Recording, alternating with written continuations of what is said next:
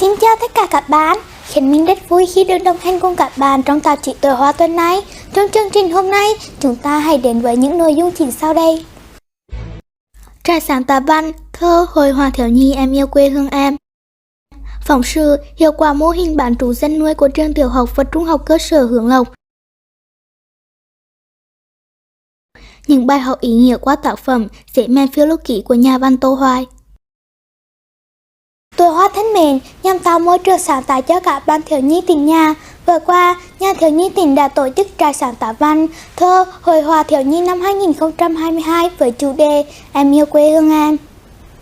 Chỉ một thời gian ngắn phát động trại sáng tác văn thơ, hội họa thiếu nhi năm 2022 Em yêu quê hương em bằng hình thức online, ban tổ chức đã nhận được khoảng 200 tác phẩm bao gồm truyện ngắn, tả văn, thơ và tranh của các bạn học sinh tiểu học và trung học cơ sở trên địa bàn tỉnh Quảng Trị tham gia. Dưới góc nhìn của các bạn nhỏ, khung cảnh, mảnh đất Quảng Trị hiện lên thật bình dị, thân thuộc, gắn với những tình cảm hồn nhiên, trong sáng của tuổi học trò. Theo đánh giá của ban giám khảo, tuy bỡ ngỡ và còn ít nhiều vùng về là điều không thể tránh khỏi với những bạn học sinh lần đầu sáng tác văn thơ, hội họa, nhưng có thể nhận thấy ở đây là niềm đam mê sáng tạo của mỗi bạn. Ban tổ chức dự kiến sẽ trao giải vào ngày 15 tháng 1 năm 2023 tại nhà thiếu nhi tỉnh Quảng Trị. Nhằm tạo hứng thú đọc sách, đồng thời góp phần phát triển văn hóa đọc trong môi trường học đường, thời gian qua, trường tiểu học Hàm Nghi, thành phố Đông Hà đã xây dựng mô hình thư viện xanh. Tại thư viện xanh, các tủ đựng sách bảo được bố trí ngay ngắn ở vị trí dễ nhận biết, thuận tiện cho việc đọc sách của các bạn học sinh. Vào giờ ra chơi, các bạn hãy cùng nhau đến thư viện xanh của nhà trường để chọn đọc những cuốn sách của trường ưng ý, phù hợp với độ tuổi và đọc ngay tại chỗ.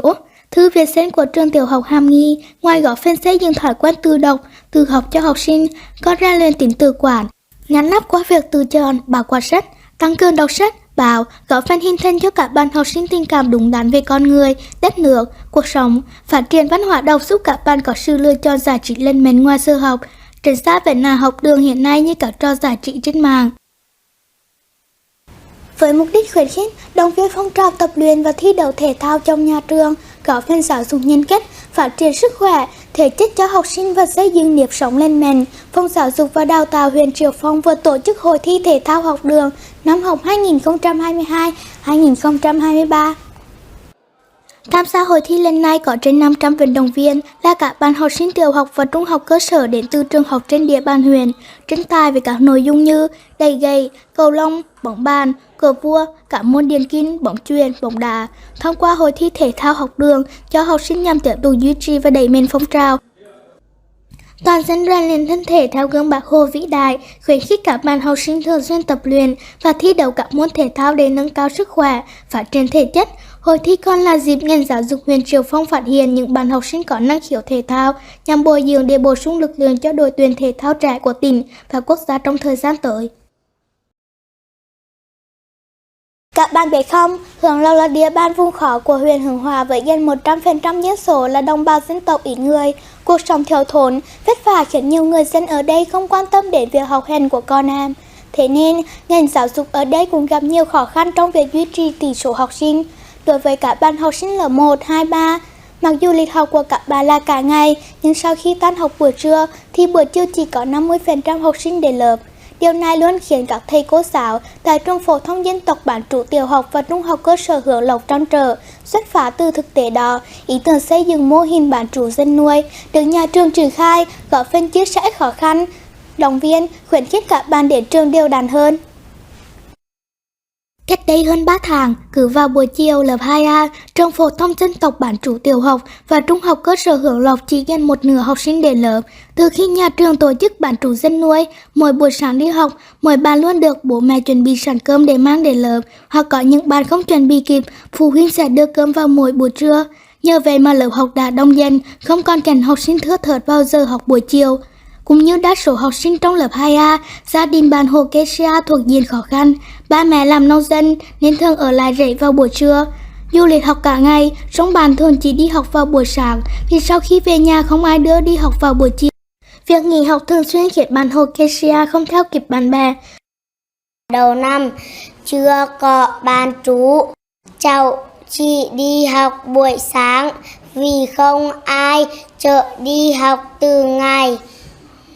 Nhà trường có tổ chức bán trú, cháu đưa cơm đi học và học đầy đủ cả ngày không vắng buổi nào. Trường phổ thông dân tộc bán trú tiểu học và trung học cơ sở Hưởng Lộc hiện có trên 700 học sinh, trong đó có 265 học sinh lớp 1, 2, 3 học tại một điểm trường chính và 4 điểm trường lẻ. Gần 100% học sinh của trường là con em đồng bào dân tộc thiểu số. Mô hình bán trú dân nuôi dành cho học sinh lớp 1, 2, 3 của trường được triển khai thực hiện từ tháng 9 năm 2022. Thực hiện mô hình này, phụ huynh sẽ mang cơm đến cho con em mình, còn nhà trường sẽ hỗ trợ về nơi ăn ngủ, đồng thời kêu gọi các nhà hảo tâm hỗ trợ chăn, gối chiếu để các bạn học sinh ngủ trưa tại trường. Các giáo viên cũng sẽ ở lại chăm sóc các bạn trên tinh thần tự nguyện. Ngoài ra, thông qua các hình thức vận động, kêu gọi, nhà trường cũng cố gắng để bổ sung thêm thức ăn trong bữa ăn của các bạn học sinh ở đây. Đặc biệt, ngay tại trường phổ thông dân tộc bán trú tiểu học và trung học cơ sở Hưởng Lộc, nhóm các bạn học sinh lớp 9 cũng đã thành lập giữ gìn và phát triển nét đẹp đan chổi đọt của đồng bào Vân Kiều ở Hưởng Lộc. Cứ mỗi cây chổi bán ra, các bạn lại trích một phần để hỗ trợ thêm cho khẩu phần ăn của các bạn nhỏ. Nhờ sự hỗ trợ của thầy cô mà sản phẩm của em được lan tỏa ở nhiều nơi. Điều đặc biệt mà em cảm thấy phấn khởi nhất là từ sản phẩm mà các bạn làm ra, chúng em đã tích được một phần chi phí để hỗ trợ khẩu phần ăn cho các em lớp 1, 2, 3 ở lại trưa tại trường. Ngay từ đầu năm học thì nhà trường cũng gặp một cái sự khó khăn là đối với các cháu học sinh của lớp 1, 2, 3. Ở đây cái địa bàn của học sinh thì dân cư là thưa thớt rộng, cho nên các cháu học cả ngày thì một khó khăn là phụ huynh đưa đón buổi sáng, đến trưa đón về thì các cháu không thể đi học được. Thì nhà trường mới có một cái kế sách là tổ chức cái mô hình bán trú dân nuôi. Phụ huynh đưa cơm cho các cháu, buổi sáng đưa con đi học là đưa cơm cho các cháu, thì mang lại một cái hiệu quả thiết thực từ phía nhà trường là cái số lượng học sinh là được duy trì trên lớp là đảm bảo. Thì bên cạnh cái số lượng học sinh duy trì thì cái chất lượng học tập của các cháu cũng được nâng lên rõ rệt. Cho nên về phía nhà trường cũng nhân rộng cái mô hình bán trú dân nuôi. Thì bên cạnh mà cái mô hình bán trú dân nuôi thì cũng gặp một phải cái khó khăn là về cơ sở vật chất của nhà trường. Đó là cái nơi ăn nghỉ buổi trưa cho các cháu và chăn chiếu gối. Thì nhà trường là cũng kêu gọi đầu tiên là kêu gọi từ các giáo viên, cán bộ giáo viên nhân viên ở trong nhà trường là hỗ trợ chăn chiếu vẫn chưa đủ. Thì nhà trường cũng có kêu gọi thêm các nhà hảo tâm để hỗ trợ thêm cái chăn chiếu gối cho các cháu nghỉ lại buổi trưa ở các điểm trường. Thì đến tại thời điểm giờ thì các điểm trường là cũng đáp ứng được cái chăn chiếu cho các cháu nghỉ lại buổi trưa. Về cái mong muốn của nhà trường thì về cái bữa cơm trưa của các cháu thì nói thực ra là phụ huynh cũng còn gặp rất nhiều khó khăn. Các thầy cô giáo cũng có hỗ trợ thêm một ít về cái thực phẩm như là cá khô hoặc là muối lạc để cho các cháu là có hỗ trợ thêm một chút thức ăn cho các cháu. Còn về mong muốn thì về phía nhà trường là cũng muốn kêu gọi thêm các nhà hảo tâm là cũng hỗ trợ thêm một chút để nhà trường có cái thực phẩm hỗ trợ thêm cho các cháu trong cái bữa ăn buổi trưa để đảm bảo được cái dinh dưỡng cho các cháu trong ăn uống và đủ cái điều kiện học tập. Mô hình bán trú dân nuôi tại một trường học ở địa bàn vùng khó như Hưởng Lộc đã mang lại nhiều ý nghĩa, từ chỉ số lớp học duy trì 50% khi chưa thực hiện bán trú đến gần 100% sau khi bán trú, cho thấy đây là mô hình phát huy hiệu quả tại những điểm trường vùng khó. Tận mắt chứng kiến những bữa ăn được bố mẹ đưa tới cho mỗi bạn, những chiếc bàn, ghế xếp tạm cùng sự ân cần, tình nguyện chăm lo cho các bạn học sinh nơi vùng khó này mới cảm nhận được tình cảm thầy trò thật xúc động. Mong rằng sẽ có nhiều hơn sự quan tâm, đồng hành của các nhà hảo tâm để những ngày bán trú cho các bạn học sinh tại trường phổ thông dân tộc bán trú tiểu học và trung học cơ sở Hưởng Lộc thêm phần đủ đầy. Vở Hoa Thanh Miền, Dễ Mèn Phiêu Lưu Ký là một tác phẩm đặc sắc của nhà văn Tô Hoài. Trong đó, dễ mèn được hình tượng hóa thành nhân vật chính. Nhưng đặc điểm ấy của chủ tuy là một con rể mới lớn, nhưng lại mang những nét tâm lý, những nét tốt, những ước mơ, những tật xấu thói hư, những thành công, những vấp ngã đầu đời quen thuộc mà tuổi nhỏ ai cũng từng trải qua. Nhưng lý thú và bổ ích hơn cả là những bài học mà nhà văn Tô Hoài đã giúp chúng ta rút ra được từ cuộc hành trình của chú dế tuy mới lớn, có lúc đáng giận mà cũng thật là đáng yêu. Nào, chúng ta hãy cùng tìm hiểu về tác phẩm này qua những cảm nhận của bạn Hà My các bạn nhé. Xin chào tất cả các bạn. Mình tên là Hà My. Mình có sở thích đọc sách và mình cảm thấy rất vui mỗi lần được lan tỏa niềm yêu thích đọc sách của mình đến các bạn. Thật vui khi ngày hôm nay Hà My được gặp lại các bạn trong mục tủ sách tuổi hoa. Và tác phẩm hôm nay mình muốn giới thiệu cho các bạn đó là Dế Mèn Phiêu Lưu Ký của tác giả Tô Hoài.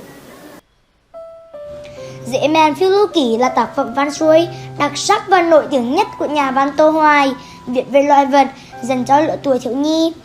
Đọc câu chuyện, chúng ta sẽ được lạc vào thế giới loài vật gần gũi, thân thương với toàn những con vật gắn chặt với đời sống thôn quê dân dã như bà xiển tóc, võ sĩ bò ngựa, châu chấu voi, ếch cốm, chuồn chuồn. Cuốn sách gồm 10 chương kể về những cuộc phiêu lưu của Dế Mèn qua thế giới muôn màu muôn vẻ của những loài vật nhỏ bé. Mèn là em út trong một gia đình có 3 anh em. Ở với mẹ được 2 hôm, 7 anh em liền bắt đầu một cuộc sống tự lập. Chú Dế Mèn mới lớn, từ cao từ đài, sóc nổi, ước hiệp mẹ chi cao cao, anh gồng võ. Chú không chỉ từ chối giúp đỡ mà còn khinh thường Dế Choắt. Vì cho nghịch dài, Dế Mèn gián tiếp diệt chết Dế Choắt. Chú ân hận không nguôi, nhưng khi bọn trẻ còn tung hô, chú lại chứng nào tật ấy. Đi một ngày đàng học một sàng khôn, Dế Mèn dần trưởng thành qua những cuộc phiêu lưu xa lắc, xa lơ trên những vùng đất mới lạ. Chú kết thân cùng Dế Trũi, tình huynh đệ thắm thiết, sâu sắc. Trũi mất tích, Dế Mèn thảm thiết gọi to tên em. Lúc đó, chú hiểu rằng cuộc sống rất cần bạn bè thân thích. Lúc khó khăn, hoạn nạn cùng sát cánh bên nhau để chú không bị cô độc, lẻ loi. Trên đường về quê hương dấu yêu, sau khi bị bọn trẻ bắt làm đồ chơi, chú Dế Mèn ích kỷ ngày nào đã khôn lớn và chín chắn. Chú giúp chị nhà trò nhỏ bé, nhụt nhà xóa nợ, hóa giải hiềm khích với họ nhàn nhện. Và cứ thế, Dế Mèn dần trưởng thành hơn từng giờ, từng ngày. Hành trình của Dế Mèn cứ thế nối tiếp dài với 3 bài học sâu sắc. Cuộc phiêu lưu ấy kết thúc trong niềm vui đoàn viên và cả nỗi buồn mất người thân. Dế Mèn viếng mồ mẹ bên đầm nước mà lời mẹ dạy lúc sinh thời vẫn vang vọng đâu đây. Đọc cuốn sách này dường như chúng ta đang được phiêu lưu cùng Dế Mèn qua 3 cuộc hành trình. Có những sai lầm, có những bài học đắt giá, có những ân hận và có cả những giọt nước mắt thấm đẫm qua mỗi bước chân đầu đời. Nhưng hơn hết, Dế Mèn lại giúp chúng ta học thêm 3 bài học, dạy chúng ta yêu thương, biết ước mơ và hành động vì ước mơ đó. Dế Mèn đã sống và trưởng thành như thế đấy. Dế Mèn Phiêu Lưu Ký là bài học về thái độ sống, nhắc nhở mọi người khi phạm lỗi lầm phải biết ăn năn hối hận, phải có lòng nhân hậu, tín thương người, về bạn bè chân thành, hết lòng vì nhau, đừng nên ích kỷ sống cho riêng mình.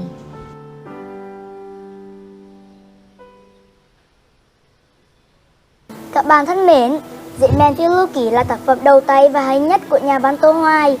Dế Mèn Phiêu Lưu Ký được dịch ra 15 thứ tiếng như Nga, Hàn Quốc, Đức, vân vân. Những ai sẽ đọc cuốn sách này thì nên tìm hiểu để có thể hiểu hơn những giới thiệu của mình và rút ra được nhiều bài học cho bản thân. Chúc các bạn đọc sách vui vẻ. Hẹn gặp lại các bạn trong những chương trình lần sau. Tuổi Hoa thân mến, đến đây Khánh My xin nói lời chào tạm biệt với các bạn rồi. Chúc các bạn luôn học tập thật tốt và hãy luôn đồng hành cùng Khánh My trong tạp chí Tuổi Hoa hàng tuần các bạn nhé. Xin chào và hẹn gặp lại các bạn trong những chương trình lần sau.